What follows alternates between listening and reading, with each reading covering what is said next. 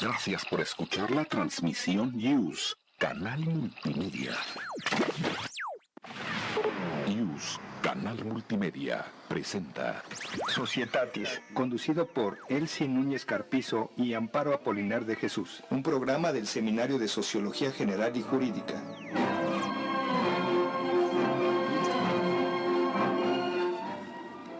Buenas tardes, bienvenidos a una nueva emisión de su programa Societatis, el Seminario de Sociología General y Jurídica de la Facultad de Derecho. Queremos en principio agradecer al doctor Raúl Contreras Bustamante, director de la facultad, al secretario general, doctor Víctor Manuel Garay Garzón, al jefe de la División de Educación a Distancia, el maestro Ricardo Rojas Arévalo, al radio quien nos apoya, el maestro César Alanís, Oscar Telles, del seminario Cristina Ávila, Rosa María Valdés, Carlos Velasquillo y la maestra Amparo Apolinar. Ustedes pueden estar en contacto con nosotros a través de nuestro Facebook, Seminario de Sociología General y Jurídica, Facultad de Derecho UNAM, en el mismo sentido el Twitter y nuestro correo semsoc@derecho.unam.mx. El día de hoy tenemos el privilegio que nos acompaña el doctor Ruperto Patiño Manfer. Muchas gracias. Bienvenido y sobre todo haber aceptado nuestra invitación. Y con él vamos a comentar el tema de la prisión preventiva oficiosa frente a los derechos humanos, un tema que estamos seguros ustedes habrán escuchado porque ahorita hay una gran algarabía o discusión en relación a este tema. Pero antes de iniciar nuestra conversación, cedo el uso de la palabra a la maestra Amparo Apolinar, que nos va a dar una síntesis curricular. Muy breve. Muy breve. Sí, por favor. Claro que sí, maestro. El doctor Ruperto Patiño Manfer es licenciado en Derecho por la Universidad Nacional Autónoma de México. De igual manera, maestro y doctor en Derecho por la misma universidad. Fue director de la Facultad de Derecho en el periodo 2008 a 2012. En el ámbito académico se desempeña como profesor de carrera definitivo nivel C de tiempo completo en las materias de régimen jurídico de comercio exterior y derechos humanos, también en la materia de derecho económico. Es tutor académico del programa de doctorado en Derecho, investigador de tiempo completo en el Instituto de Investigaciones Jurídicas de 1992 a 1994.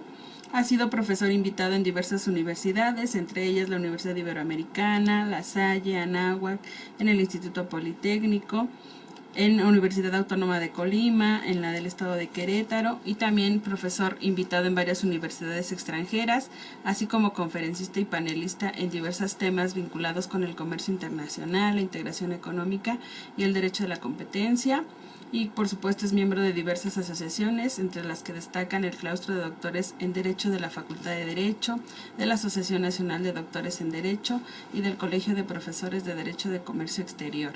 También es coautor de distintas obras, entre las que destacan Régimen del Comercio Exterior, la defensa jurídica contra prácticas desleales de comercio internacional y Derecho Civil a 200 años del Código de Napoleón. Bienvenido, doctor. Muchísimas gracias, muy amable. Elsie, muchas gracias. No, al contrario, por aceptar la invitación. Entonces, como han ustedes escuchado, vamos a referirnos a la prisión preventiva oficiosa frente a los derechos humanos. En principio, la prisión preventiva es una medida cautelar que se puede imponer a una persona acusada de un delito, pero cuando ya estamos refiriéndonos a la prisión preventiva oficiosa, ¿qué debemos de entender por ella? Sí, tienes toda la razón al hacer énfasis en esta calificativo de oficiosa, porque efectivamente se trata de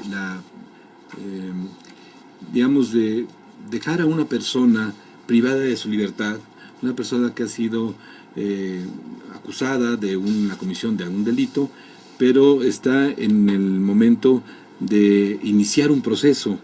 El problema que nosotros hemos detectado es justamente el que la propia Constitución, el artículo 19 de la Constitución, le ordena a los jueces aplicar la prisión preventiva a las personas que están siendo acusadas por la Fiscalía o por el Ministerio Público de alguno de los delitos que el propio artículo 19 establece, o el Código Nacional de Procedimientos Penales, ¿no? Pero digamos el punto de partida es el artículo 19.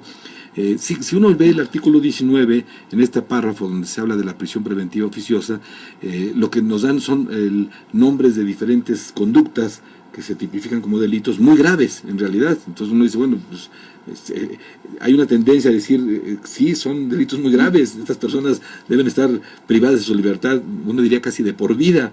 El problema es que se trata de personas, primero, que están amparadas por el principio de presunción de inocencia, que también establece la propia Constitución, y que también establecen tratados internacionales de los que México es parte.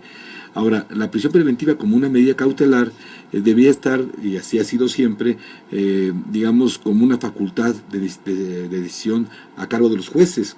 El juez es porque la prisión preventiva como medida cautelar no es la única medida cautelar. Hay una serie de medidas cautelares. Antes, en el propio Código Nacional de Procedimientos Penales, se establece una serie de medidas cautelares que puede intentar o que puede utilizar el juez de la causa antes de llegar a la prisión preventiva. De hecho, la prisión preventiva es la última de las posibilidades que tiene un juez de decidir para aplicar a una persona, pero entendemos que el artículo 19 le ordena a los jueces que en estos casos apliquen la prisión preventiva, y se han dado casos muy notables de personas que pues se les ha aplicado la prisión preventiva oficiosa, que permanecen privadas de su libertad por varios meses y a veces años, ¿verdad? Y al final resulta que en el proceso penal resulta que son inocentes o que no fueron responsables de la conducta de la que se les ha acusado, y lamentablemente no hay forma de repararles, porque además no hay forma realmente de repararles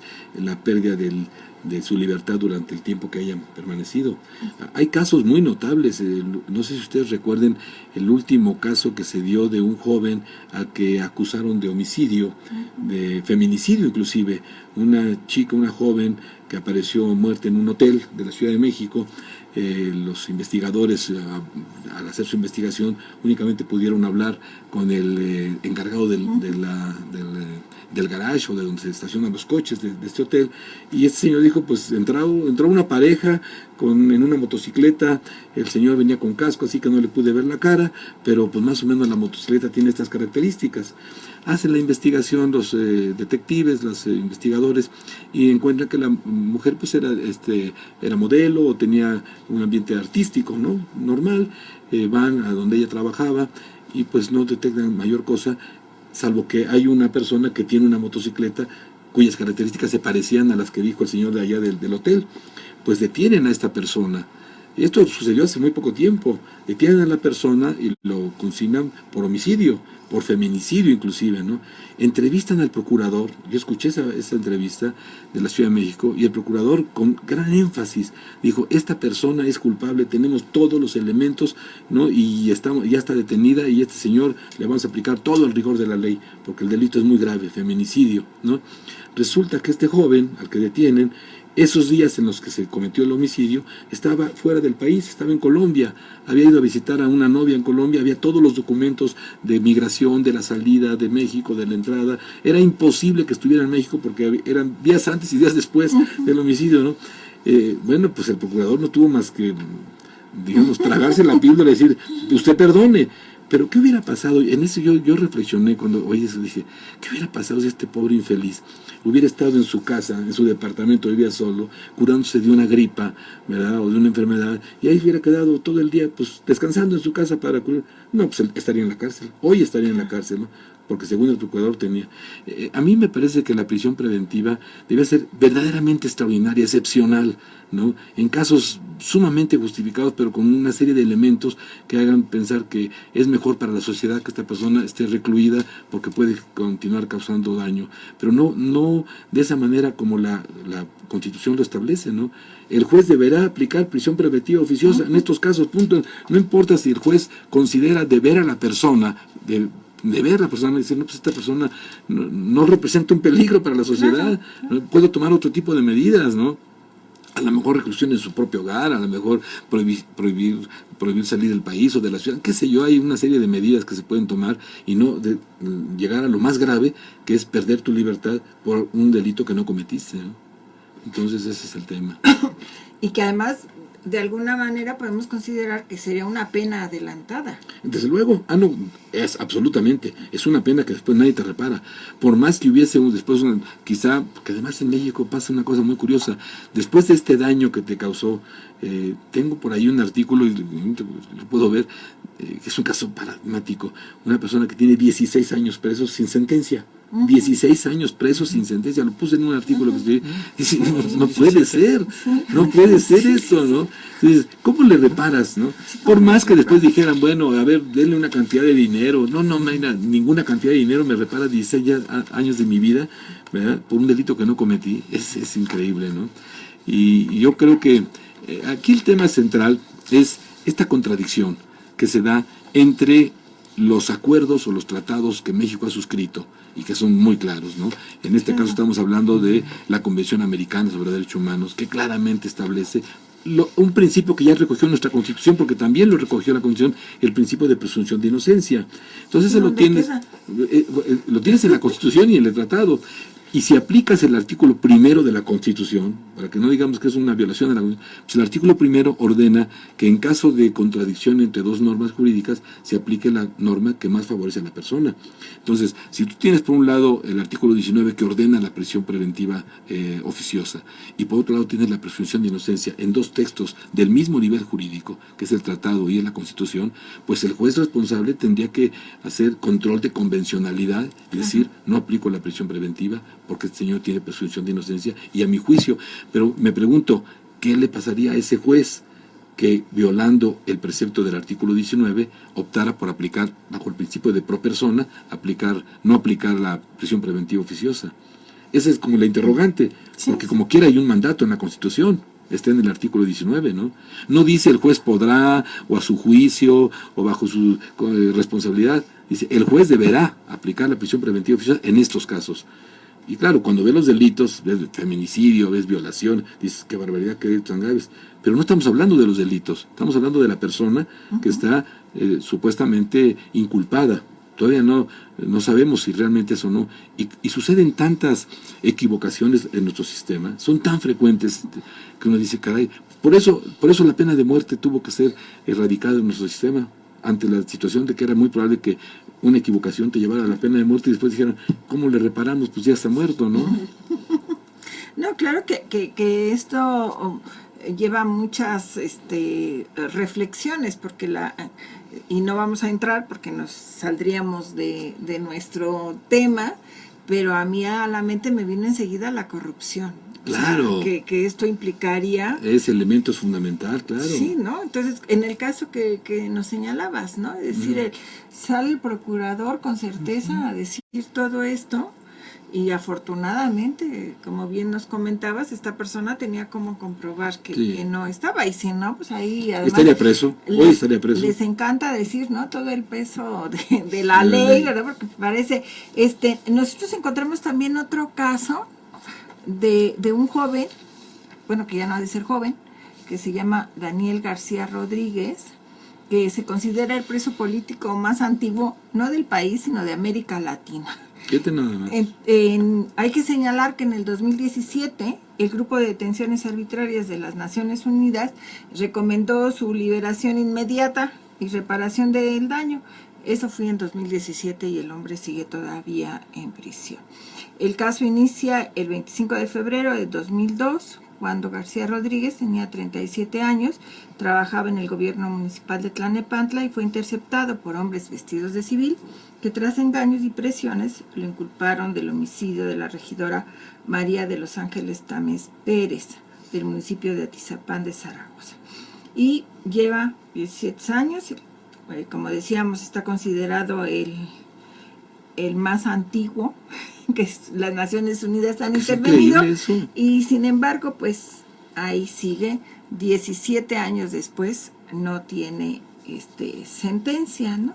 Ya. Imagínate que lo dejaran en libertad en algún momento, ya cumpliendo todas esas presiones del ámbito internacional. ¿Quién les repara el daño? Es que eso es muy, muy grave, porque para que una persona que ha recibido ese tipo de daño pueda recuperar algo, tendría que demandar al Estado, ¿verdad?, en un proceso diferente, o sea, otra vez un proceso judicial para demandar al Estado y a ver si logra acreditar y a ver si pueden condenar al Estado a una reparación económica o de otro tipo.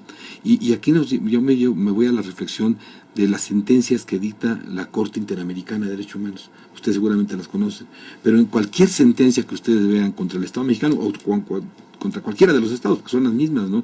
No tan solo se reconoce la responsabilidad del Estado, que ya es muy bueno, sino que además se le condena al Estado a la reparación, y se dice en qué términos viene la reparación, ¿no? El daño moral, el daño psicológico, la familia, las víctimas, ¿no? En fin, hay una serie de elementos que, bueno, no es que eso sea suficiente quizá, pero cuando menos hay ya una sentencia que le ordena al Estado reparar y dice cómo se va a reparar ese daño.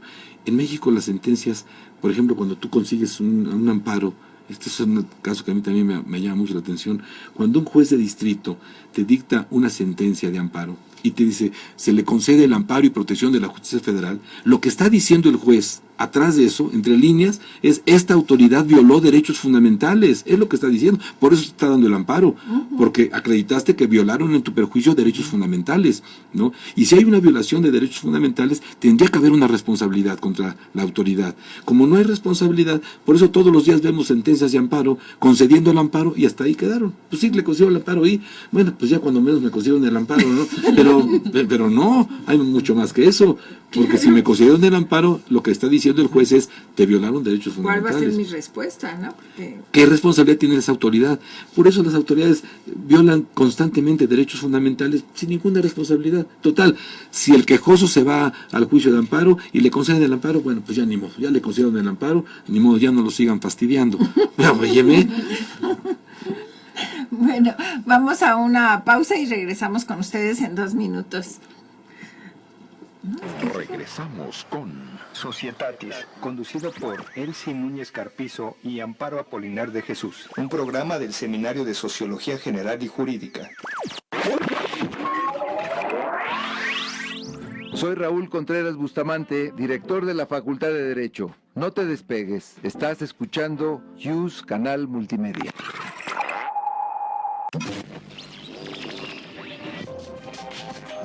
Esta estación es afiliada a la Red de Radios Universitarias de México.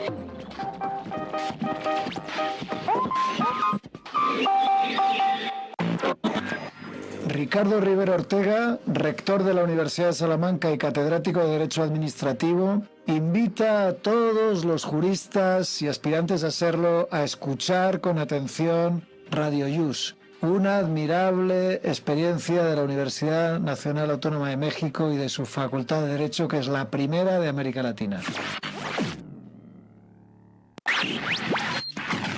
Esto es la Facultad de Derecho en Radio.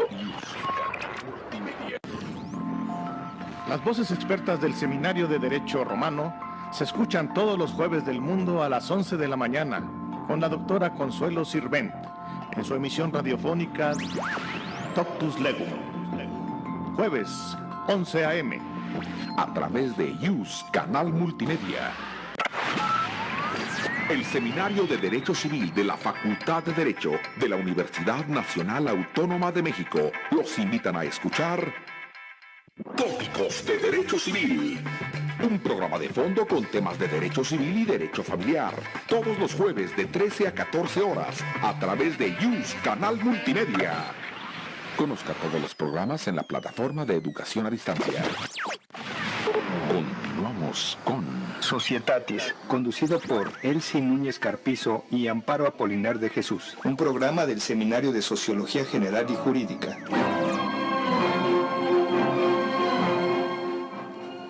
Regresamos con ustedes y Carlos tiene el uso de la palabra. Gracias, doctora.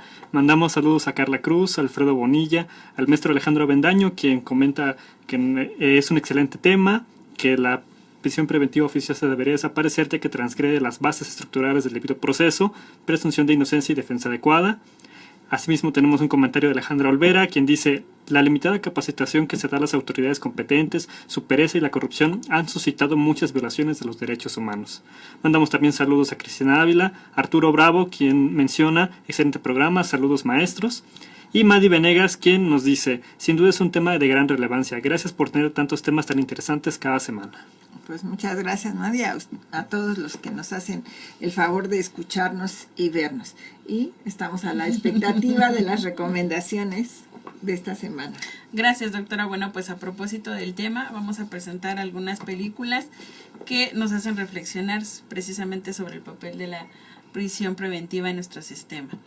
El primero es Presunto Culpable, es un largometraje a manera de documental de 2008 que fue realizado en el Reclusorio Oriente de la Ciudad de México y en los diversos tribunales de justicia, y que nos narra la historia de precisamente un chico que tiene que luchar en contra del sistema penal mexicano, y que obviamente está preso por un crimen que no cometió. En la película pues obviamente nos muestran precisamente todas las deficiencias que tiene nuestro sistema penal mexicano, en donde fácilmente se pueden elaborar pruebas, elaborar o aleccionar a testigos, y obviamente es toda una lucha de una persona en contra de este sistema, pero al final obviamente él está consciente, o todos los indicios apuntan a que no cometió el crimen. Sin embargo, en esta elaboración de pruebas, pues realmente se ve coartada su libertad, ¿no? Entonces nos muestra y nos hace reflexionar precisamente sobre la lucha que tenemos que hacer sobre un sistema en que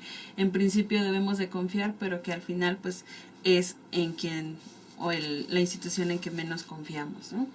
En la misma tesitura va la película Conviction, una película de Estados Unidos de 2010 que también está basada en hechos reales, y obviamente nos muestra a través de su protagonista la lucha de una persona por su hermano que está preso por un crimen que no cometió, ¿no? Pero también nos indica cómo muchas veces las personas no cuentan con los medios suficientes para luchar precisamente con este sistema. Entonces, pues obviamente ella tendrá que enfrentarse a todas las vicisitudes que el mismo sistema le va a poner, todas las trabas, para lograr de alguna manera esa tan anhelada justicia por la que todos soñamos, ¿no?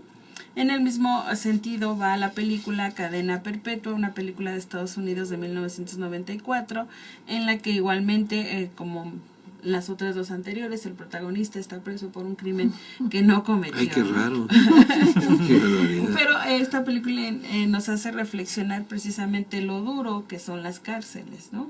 Nos hace reflexionar realmente cuál es el papel de las prisiones en este sentido, ¿no? Por personas que muchas veces sin haber cometido un crimen, pues van obviamente tienen que cumplir su condena en estos sitios, pero además pues también es nuevamente esta lucha en contra del sistema, ¿no? Un sistema que en muchos casos pues se considera fallido al emitirse condenas que obviamente a personas que no han cometido un crimen. Muy bien. Excelente. En algunos datos de la organización Asistencia Legal por los Derechos Humanos, así legal, me llamó mucho la atención porque entre las cifras que proporciona, se refiere que hay un 37.6 de hombres en prisión preventiva a nivel nacional, y curiosamente en este caso las mujeres más, el 47% de las mujeres. El total en nacional sería un 38.1, casi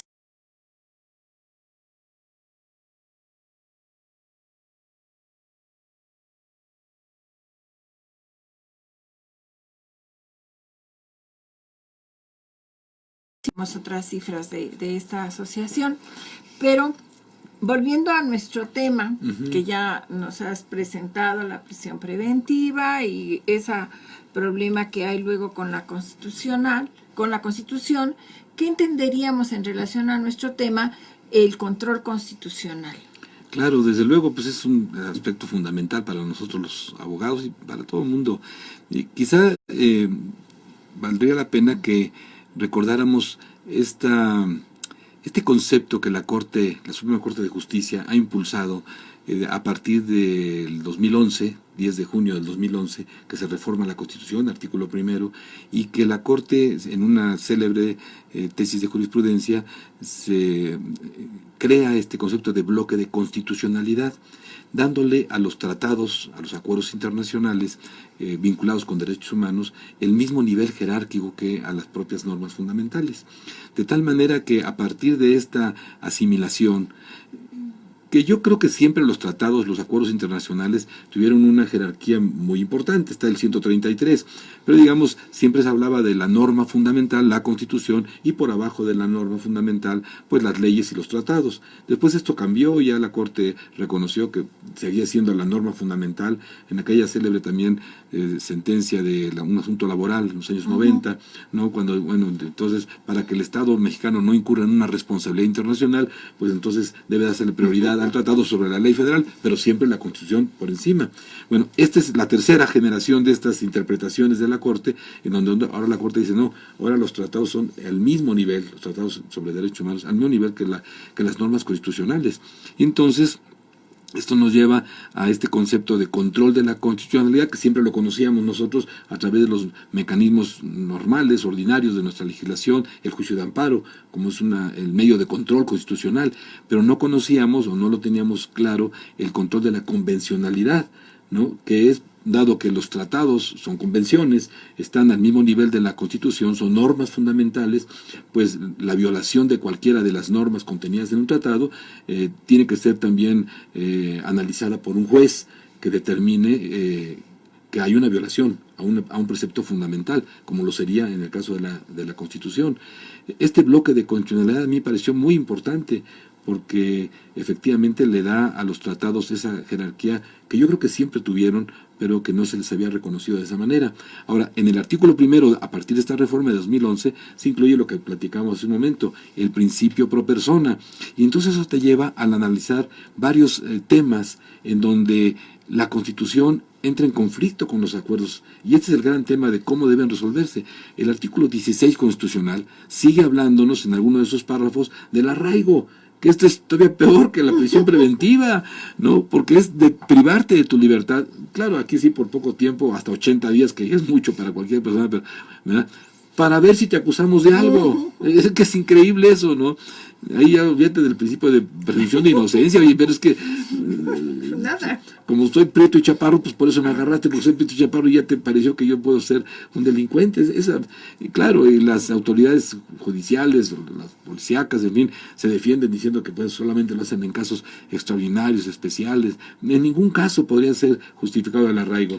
Pero ahí hay una contradicción. El arraigo en los acuerdos internacionales está prohibido, el arraigo, desde luego, ¿no? Como también el tema de la prisión preventiva oficiosa, que si no está prohibido el concepto de la prisión preventiva, y ni siquiera es oficiosa, la prisión preventiva en su primera acepción debe ser la última acción que un juez pueda tomar cuando no hay otras medidas cautelares que pueden asegurar lo que se pretende, ¿no? Entonces, el control de la constitucionalidad, igual que el control de la convencionalidad, son los mecanismos judiciales que establece nuestra ley de amparo. Ahora ya nuestra ley de amparo, que se ha ampliado, ya no requieres nada más de tener un interés jurídico personal y directo. Ahora hablamos también del derecho difuso, ¿no? Y de la posibilidad que tienen las comunidades, los grupos, las personas, no nada más una persona quejosa, sino en general cuando hay un interés de un grupo que puede acudir a un juez para buscar. Por ejemplo, se ha generado un tema nuevo que es el litigio estratégico. Está dentro de todo esto. El litigio estratégico es aquello que tú puedes presentar a la Corte a partir de una norma, de una convención internacional, donde se establece la obligación del Estado para determinada situación que no ha sido real o no se ha ejecutado o no se ha cumplido, ¿verdad? Y a través del control de la convencionalidad, obligar a la autoridad a que cumpla con ese precepto que no ha cumplido o con esa obligación que tiene derivado de un acuerdo internacional. Esto a mí me parece que es fundamental porque esto no lo teníamos antes. Antes teníamos la posibilidad de que si una autoridad violaba una garantía, acuérdense que le llamamos garantías individuales, o un precepto de una ley o de un tratado que están en el mismo nivel, bueno, pues tenías el juicio de amparo, que ha sido el medio de control constitucional ordinario, digamos, normal. el nuevo concepto es amplía mucho más la defensa de los particulares, no nada más a través del juicio de amparo, sino también a través de las acciones de inconstitucionalidad o de acciones de controversias constitucionales, que es otro tema, ¿no? Claro, aquí hemos estado hablando y pues una parte de nuestra audiencia son alumnos, pero también afortunadamente tenemos personas que no están vinculadas a la Facultad de Derecho. Y entonces yo quisiera que nos dijeras algunos ejemplos, porque hemos estado hablando de la prisión preventiva oficiosa, algunos ejemplos de qué tipo de delitos van a llevar esta prisión preventiva oficiosa. Sí, son delitos muy graves, hay que reconocer, ¿no? Está el feminicidio, ¿no? Está desde luego el narcotráfico, la violación de menores, ¿no? El homicidio doloso, el uso con uso de armas o de explosivos, son delitos, vamos, el delito en sí mismo, desde luego, que uno dice, son conductas muy graves, ¿no? Pero el tema, yo creo que la trampa está en que justamente se dice, cuando se investiguen este tipo de delitos, al probable responsable hay que sujetarlo a una prisión preventiva, y son dos cosas diferentes. Una cosa es la conducta que está prevista, descrita en el Código Penal, en fin, está descrita la conducta que se tipifica como un delito grave, y otra cosa es la prisión preventiva, que es una acción de represión contra una persona que no ha sido juzgada, que no ha sido, que ni siquiera se le ha dado el derecho de defensa, porque apenas va a iniciar su procedimiento. Es una persona que está imputada, o sea, apenas está siendo acusada y ni siquiera ha tenido todavía la posibilidad de defenderse o decir si soy o no soy, ¿no? Entonces, pues son esos delitos de tipo sexual, ¿no? Trata de personas, desde luego feminicidios, ahora se han incorporado delitos tan graves como la desaparición forzosa, que ese es un delito gravísimo porque es a cargo del Estado. Siempre que hay una desaparición forzosa, el responsable es el Estado. Cuando priva de la libertad a una persona sin ponerle inmediatamente a consideración de un Ministerio Público, de un fiscal o de un juez, ¿verdad? Pero simplemente desaparecerla, quiere decir, no aparece, y es un delito, yo creo que de lo más grave inclusive que el homicidio, porque el homicidio tiene todavía la posibilidad de la prescripción de la acción penal, mientras que la desaparición forzada no tiene esa posibilidad, porque es un delito continuado, ¿no? De todos los días. El genocidio también, o sea, todos estos delitos que están previstos en el Estatuto de Roma, que crea la Corte Penal Internacional, en el artículo 7, ahí está la descripción de este catálogo de delitos. Tengo aquí, si necesitan un poco más de detalle, el artículo 19, lo podemos... Como tú quieras, estás en tu programa, tú puedes señalar, ¿no? Nada más para que no quede ninguno en la, digamos... Sí, además con la reforma que hicieron, ¿no? Que los es que la reforma acaba de publicarse, apenas hace una semana que acaba de publicarse. Y amplió. O sea, mucho, mucho, sí. Sí, mucho. Mira, acá lo tengo.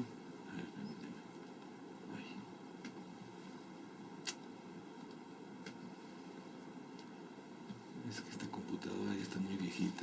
Y bueno, también la problemática de que si se añaden más delitos a la probable prisión preventiva, bueno, entonces la prisión preventiva ya no sería tanto un mecanismo último, ¿no? Si se quiere que sea un mecanismo último y si le agregan más delitos, pues entonces es como decir, bueno, es el último mecanismo, pero ¿saben qué? Sí lo pueden utilizar en estos casos, ¿no? Sí, se están incrementando, ¿no? Por graves que sea, pero al final... te preguntas dónde queda el principio de persona, claro, la presunción de inocencia. Mira, aquí está, es el segundo, perdón, es que es el segundo párrafo del artículo 19, que se acaba de reformar hace apenas unos días, que salió publicado ya en el Diario Oficial. Dice, el Ministerio Público podrá solicitar al juez la prisión preventiva cuando otras medidas cautelares no sean suficientes. O sea, esto quiere decir, primero tendrías que analizar las medidas cautelares que están en el Código Nacional de Procedimientos Penales, y si alguna de ellas o ninguna de ellas es suficiente y no te queda más que la preventiva, pues entonces tendrías que justificarlo. Yo así lo entiendo, ¿no? Justifica por qué las demás no y por qué porque es la última opción que tienes, ¿no? Pero ese es el caso del Ministerio Público, y aquí no estamos hablando de prisión preventiva oficiosa, sino más bien a petición del Ministerio Público, ¿no? Y tendría que justificarlo. Pero luego dice que esto fue lo que se modificó. El juez ordenará la prisión preventiva oficiosamente, o sea, no le da oportunidad al juez de decidir El juez tiene la obligación de hacerlo, punto. No le quita esa facultad del juez de poder decidir, pues viendo a la persona. Muchas veces tú ves a la persona y te das una idea de qué tipo de, Claro. decía un amigo, qué tipo de cucaracha es, ¿no? Pero no digamos aquí, eso es muy feo. Pero bueno, es que si ves a la persona te das cuenta, Sí. tienes algo, el juez, ¿no? Puede ver a la persona y decir de qué se trata, ¿no? Bueno, pues aquí no, pues el juez ordenará la prisión preventiva oficiosamente en los casos de abuso o violencia sexual contra menores, delincuencia organizada, homicidio doloso, feminicidio, violación, secuestro, trata de personas, robo de casa-habitación, uso de programas sociales con fines electorales. Por ejemplo, ya digo, bueno, ¿qué tienen que ver aquí las cuestiones electorales? Que sí puede ser una conducta muy grave, ¿no? Que uses los programas sociales para promover tu... Pero no lo veo yo como equiparable al feminicidio, ¿no? En fin, eso... Dice, corrupción, tratándose de delitos de enriquecimiento ilícito y ejercicio abusivo de la función, robo al transporte de carga en cualquiera de sus modalidades, delitos en materia de hidrocarburos, petrolíferos o petroquímicos, delitos en materia de desaparición forzada de personas y desaparición cometida por particulares, delitos cometidos con medios violentos como armas y explosivos, delitos en materia con armas de fuego y explosivos de uso exclusivo del ejército, la armada o la fuerza aérea, así como los delitos graves que determine la ley en contra de la seguridad de la nación, el libre desarrollo de la personalidad y la ley de la salud. O sea, es amplísimo, ¿no? Se puede aplicar a todo. Casi es todo. Sí, vamos. Y esto me lleva a mí a una reflexión que yo lo puedo compartir con ustedes, si me permiten. El problema que yo veo es que frente a la incapacidad que demuestra el Estado, tradicionalmente, no ni el anterior, tradicionalmente la incapacidad de enfrentar a la delincuencia, la salida que le dan un poco como para mandar un mensaje de alivio a la sociedad es simplemente incrementar las penas, ¿no? Yo digo, pero ¿qué no ven los datos duros? Pensemos que hace 50 años, estoy inventando ahorita nada más, el homicidio tenía 25 años de prisión. Estoy nada más poniendo un ejemplo, ¿no? ¿Qué pasó con el homicidio? ¿Se redujo? No, se ha venido incrementando. Bueno, entonces ponle 30 años de prisión. ¿Y qué pasa? Se viene incrementando. Ponle 40 años de prisión. Se sigue incrementando. Ponle 60 años de prisión. Ponle 300 años y se sigue incrementando. ¿Qué te dice el dato duro? Que incrementar la penalidad no es la forma de resolver el problema. El problema lo vas a encontrar, la solución la vas a encontrar en otro lado, ¿no? Pero el Estado, digamos, desahoga o se tranquiliza un poco diciendo, bueno, pues miren, ya le aumenté la pena, y aquí ya aumentamos el catálogo, ya son previsión. ¿Tú crees que un delincuente, un homicida, por ejemplo, en algún momento se imagina que si mata a una persona va a estar 30 años preso? Para nada. En ningún momento tiene esa representación. Él comete el delito que va a cometer por diferentes razones y la penalidad es lo que menos le importa, ni siquiera la está considerando. Pero aquí pues, ya modificamos el artículo 19. ¿Qué más quieren? Pues ya estamos atendiendo a la delincuencia. Yo me pregunto, ¿realmente está bajando la delincuencia? Ya hay prisión preventiva, cuidado, ya nadie vaya a delinquir. Pues no, la verdad que esos datos duros nos dicen otra cosa, ¿no? Claro, y vamos a ir al corte, pero antes de que nos vayamos al corte, diríamos, esto lo tendríamos que vincular o relacionar con el número de consignados, con el número de esto, y que ahí nos damos cuenta que de qué sirve, ¿no? Porque también más o menos era de cada 100 de delitos se consignaba uno, ¿no? Claro, la impunidad es el otro tema, desde luego. Claro, ¿no? Sí. Entonces, ¿de qué te sirve más años si además no hay acciones para sensibilizar a la población? La ley por sí misma, o más años de cárcel. No te llevan a nada. No va a solucionar. Yo creo que tienes que nada, investigar, ¿no? el origen, de qué es lo que está generando, ¿no? En mi opinión, mira, yo soy responsable de lo que digo, yo creo que el incremento en la delincuencia, en la inseguridad, tiene mucho que ver con la alianza de estos grupos de delincuencia con el gobierno, con los diferentes gobiernos estatales, municipales y federales, con militares, con marinos, con policías, con diferentes. No podemos acusar a nadie porque no lo tenemos el dato, pero es evidente que la delincuencia se crece de esa manera, actúa de esa manera tan impune, porque saben que tienen la protección del Estado. Corrupción. Entonces una forma sería quítales la protección y ya le quitaste una parte, ¿no? A lo mejor ahí sí tienes un mejor resultado. Pues vamos a una pausa y regresamos con ustedes en 2 minutos. si se están congelando. Regresamos con Societatis, conducido por Elsie Núñez Carpizo y Amparo Apolinar de Jesús. Un programa del Seminario de Sociología General y Jurídica. Esto es la Facultad de Derecho en Radio. Ricardo Rivera Ortega, rector de la Universidad de Salamanca y catedrático de Derecho Administrativo, invita a todos los juristas y aspirantes a serlo a escuchar con atención Radio Yus, una admirable experiencia de la Universidad Nacional Autónoma de México y de su Facultad de Derecho, que es la primera de América Latina. El Seminario de Derecho Civil de la Facultad de Derecho de la Universidad Nacional Autónoma de México los invitan a escuchar Tópicos de Derecho Civil. Un programa de fondo con temas de derecho civil y derecho familiar. Todos los jueves de 13 a 14 horas a través de Yus Canal Multimedia. Conozca todos los programas en la plataforma de educación a distancia. Las voces expertas del Seminario de Derecho Romano se escuchan todos los jueves del mundo a las 11 de la mañana con la doctora Consuelo Sirvent en su emisión radiofónica Toctus Legum. Jueves 11 a.m. a través de Yus Canal Multimedia. Esta estación es afiliada a la Red de Radios Universitarias de México.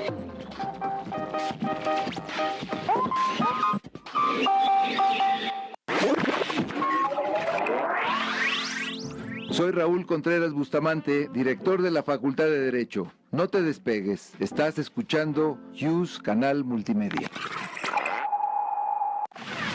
Continuamos con Societatis, conducido por Elsie Núñez Carpizo y Amparo Apolinar de Jesús. Un programa del Seminario de Sociología General y Jurídica. Si son datos permanentemente Regresamos con ustedes en este último bloque de nuestro programa y Carlos, Claro. tienes el uso de la palabra.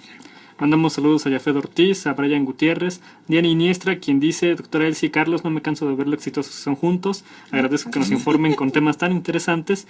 Y un comentario de Arturo Bravo, que dice: aquí seguimos, no me despego de este excelente programa. Pues mil gracias qué por maravilla. esas palabras tan elogiosas y merecidas, y les agradecemos mucho que estén con nosotros. Maestra Amparo, por favor. Claro que sí, doctora. Bueno, nuestras últimas 3 recomendaciones tienen que ver con aspectos que nos hacen reflexionar sobre esta idea de la prisión preventiva. Primero, el impacto que tiene sobre un sujeto el enfrentarse a un proceso judicial sabiendo que no cometió un delito. Todo el entorno que obviamente se ve afectado, cómo se transforma su vida de la noche a la mañana, pero sobre todo a nivel individual, esta conciencia de saberse inocente, pues muchas veces le lleva a afectar en su proyecto de vida. También en el caso de la película Homicidio en Primer Grado, es una película de Estados Unidos de 1995, en la que obviamente hay que reflexionar sobre el contexto social, como lejos obviamente de alejarte de los delitos, pues te lleva a la comisión de delitos que en principio podríamos considerar no tan graves, pero que al final, durante obviamente el desarrollo de la película, nos muestra cómo lo que empezó con un pequeño robo, pero además fue un robo por necesidad, la necesidad del protagonista de alimentar a su hermana, que lo lleva a una prisión federal, y en esa prisión obviamente en las condiciones que son propias de la cárcel, que lejos de reinsertar socialmente al sujeto, pues lo acercan más a la comisión de otros delitos, como en este caso a un homicidio, y que obviamente pues lejos está de cumplirse ese papel que las cárceles tienen de readaptar y reinsertar socialmente al individuo. Y por último, la película Lazos de Sangre, también una película de Estados Unidos de 2010, nos lleva a reflexionar en este caso no tanto sobre las disposiciones de la ley, sino más bien sobre los operadores jurídicos de esta ley, es decir, aquellos que se encargan de aplicar las leyes, los cuales deben hacerlo de la manera más objetiva y atendiendo precisamente a las circunstancias reales del caso. Sin embargo, la realidad nos muestra que estamos lejos precisamente de esa objetividad. Pero además, cómo se ve afectada toda la vida de un sujeto, tanto a nivel familiar, tanto a nivel social, y que obviamente pues sí nos hace reflexionar sobre qué está fallando en nuestro sistema penal. Y las cárceles es otro tema. Otro tema.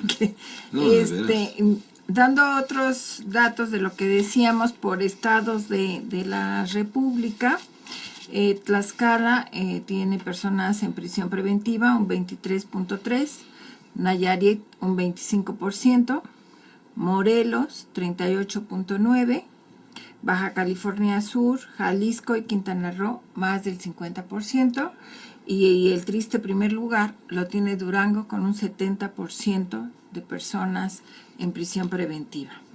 Los casos de personas indígenas encarceladas, obviamente Oaxaca con un 97.44% y Chiapas con un 52.8%. Y pues tendríamos que señalar que muchas de estas personas en Oaxaca y Chiapas ni siquiera hablan español, ¿no? Exacto, sí, claro. Entonces, y tampoco los han procesado con un traductor. No, aparte de eso, y aquí también tendríamos que pensar lo que establece la misma Constitución, luego de respetar los usos y costumbres, claro, ¿no? Porque muchos de estos usos pueden, no sé cuál sería la palabra, ¿no? Atenuantes de responsabilidad o excluyentes de responsabilidad, ¿no? Claro, desde luego. Sí, habría que considerar porque en las comunidades de pueblos originarios, pues sus costumbres, sus reglas de comportamiento son diferentes y la Constitución nos ordena respetarlos, ¿no? Sí, entonces no hay darle vuelta. En esta última parte hemos dejado, si te parece bien, lo de los derechos humanos, ¿no? Porque ante el panorama que nos has presentado, pues la pregunta sería, ¿qué pasa con los derechos humanos y esta prisión preventiva oficiosa? ¿Cómo lo conciliamos? Siempre dejamos los derechos humanos al último, ¿por qué? No, desde luego, te entiendo perfectamente bien. ¿Qué pasa? Bueno, mira, México, también aquí tenemos siempre un doble discurso, a mí me llama mucho la atención. Somos signatarios, casi diría yo, de todos los acuerdos internacionales que tienen que ver, pero eso no nos falla, ¿no? Uno dice, qué maravilla, ¿no? Pues qué bueno que el país esté, pero es el doble discurso, porque en la realidad, en el día a día, te das cuenta que eso es letra muerta, que no hay ninguna intención. El ejemplo más claro que tengo de este doble discurso, que digo, es hasta ofensivo para el país, da la pena ajena inclusive, lo voy a decir, estamos, por ejemplo, el gobierno mexicano se ve forzado por las presiones sociales a suscribir el Estatuto de Roma, que crea la Corte Penal Internacional. Se suscribe, ¿no? Si tú ves el Estatuto de Roma, en el artículo 120, más o menos desde los últimos, establece que no se admiten bajo ninguna circunstancia ningún tipo de reserva. O lo firmas o no lo firmas, pero si lo firmas plenamente. Si no, pues no, nadie te obliga. A ningún Estado se le obliga a firmar un tratado, ¿no? Lo firma por las presiones sociales, sobre todo en el tema de derechos humanos, son las presiones sociales, los grupos no gubernamentales que están presionando hasta que, bueno, llevan al Estado a firmar. Pues al fin que firmar, pues no me obliga a nada, total lo firmo y ya. Pero lo que es penoso, en este caso del Estatuto de Roma, por ejemplo, es el artículo 21, que después de que firmamos el Estatuto de Roma, que no admite reservas, incorporan un parrafito que lo escondieron ahí, aquí lo tenemos del artículo 21, donde establece que en cada caso, cuando haya el Ejecutivo Federal, dice, podrá, con la intervención del Senado, aceptar la competencia de la Corte Penal Internacional. O sea, al momento de suscribir el Estatuto de Roma, ya aceptaste la competencia, pues ese es el único sentido, aceptaste la competencia y no hay reservas. Pero luego en tu Constitución pones que en cada caso, con aprobación del Senado, se aceptará o no la competencia. Te estás saliendo, o sea, firmaste, pero de hecho te estás saliendo, porque estás dejando que sea un hecho posterior con la intervención de tu Senado, si aceptas o no la competencia, pues entonces no aceptaste nada, ¿no? Y ese es el tema en los derechos humanos. El tema es que firmamos todos los tratados, todos de veras. Habrá por ahí alguno que no, quizá, pero está por firmarse porque no nos falla, ¿no? Pero cuando, vamos, es que mira, la tortura, ¿no? Convención contra la tortura. Informe de Naciones Unidas, eso, vamos, son datos duros, no es invención de algún crítico del Estado. Informe, el último informe del 2018 de Naciones Unidas, ¿no? Del Alto Comisionado de Naciones Unidas para los Derechos Humanos, informe. En México se practica la tortura como una práctica permanente en todas las prisiones. En las prisiones se practica la tortura, se practica la esclavitud, porque en una prisión hay presos de todas categorías. El preso que tiene recursos suficientes para tener una celda propia, ¿no? Con todos los servicios, con todas las comodidades, ¿no? Mientras que en otra celda están hacinados 10, una celda para 2 personas están 10 personas, ¿no? Y esas personas que no tienen un centavo porque pues no tienen nada, ¿verdad? Se convierten en esclavos del que sí tiene, y le tienen que trabajar, le tienen que limpiar, le tienen que obedecer. Entonces, la ley dice que si tú cometes un delito, y ya te prueban después de te dictan una sentencia, tu sentencia es, quedas privado de tu libertad por un cierto tiempo. Eso es lo que dice la ley. No, me condenaron a 5 años de prisión, entonces 5 años voy a estar preso. Pero nada más preso. No tienen por qué, preso más tortura, más esclavitud, más, oye, pues ¿qué pasó?